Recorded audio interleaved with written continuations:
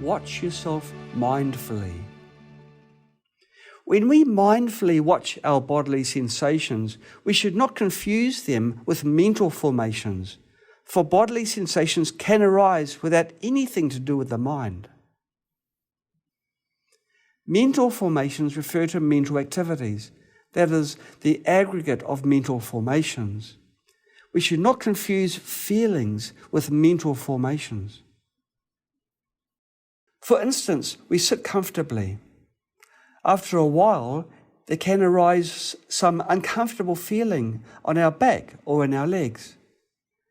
Our mind immediately experiences that discomfort and forms numerous thoughts around the feeling. At that point, without trying to confuse the feeling with the mental formations, we should isolate the feeling as feeling and watch it mindfully. Feeling is one of the 7 universal mental factors. The other 6 are contact, perception, mental formations, concentration, life force, and awareness. These are the 5 universal mental factors: contact, attention, feeling, perception, and intention. They are the mental activities that arise during any cognitive process. These 5 mental factors are the most common, so they are called the 5 universal mental factors. They take place in any cognitive process. Please remember this.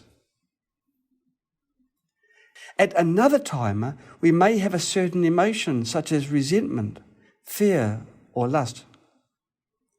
Then we should watch the emotion exactly as it is without trying to confuse it with anything else. Can you do this? These emotions are all habits that you have cultivated over time, so you can certainly watch them in this way. They are just karmic habits. When we bundle our form, feeling, perceptions, mental formations, and consciousness up into one and try to watch all of them as feeling, we get confused, as we will not be able to see the source of feeling. If we simply dwell upon the feeling alone, ignoring other mental factors, our realization of truth becomes very difficult. Therefore, we need to clearly distinguish and thoroughly understand these 5 aggregates, as well as the functions of each mental factor. If you bind them together, ego grasping will arise, and you won't be able to discern them clearly. Without wisdom, we humans are just like animals.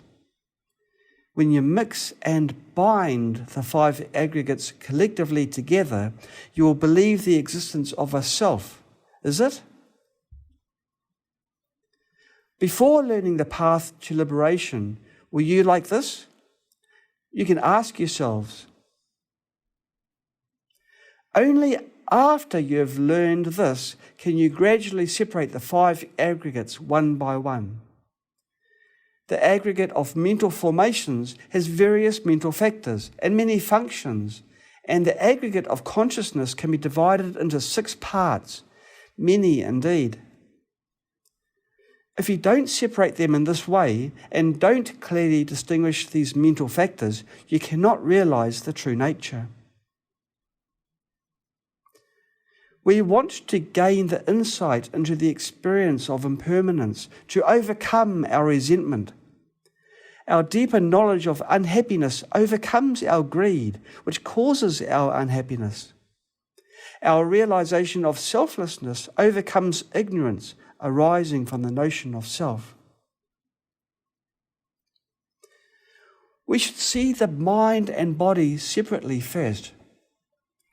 Having comprehended them separately, we should see their essential interconnectedness. As our insight becomes sharp, we become more and more aware of the fact that all the aggregates are cooperating to work together. None can exist without the other. Here, name and form is a collective term referring to the mental and physical aspects. It means body and mind. We can see the real meaning of the famous metaphor of the blind man who has a healthy body to walk and the disabled person who has very good eyes to see. Neither of them alone can do much for himself, but when the disabled person climbs on the shoulders of the blind man, together they can travel and achieve their goals easily. Similarly, the body alone can do nothing for itself. It is like a log, unable to move or do anything by itself, except to become a subject of impermanence, decay, and death. The mind itself can do nothing without the support of the body. When we mindfully watch both body and mind, we can see how many wonderful things they can do together. As long as we are sitting in one place, we may gain some degree of mindfulness. Going to a retreat and spending several days or several months watching our feelings, perceptions, countless thoughts, and various states of consciousness may make us eventually calm and peaceful. Normally, we do not have that much time to spend in one place meditating all the time.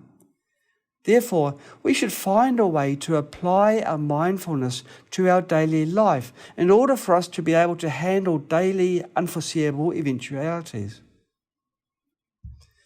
This means we should learn to meditate in our daily life, maintaining mindfulness in short sessions and gradually merging them into longer ones. In other words, we should first learn and cultivate mindfulness.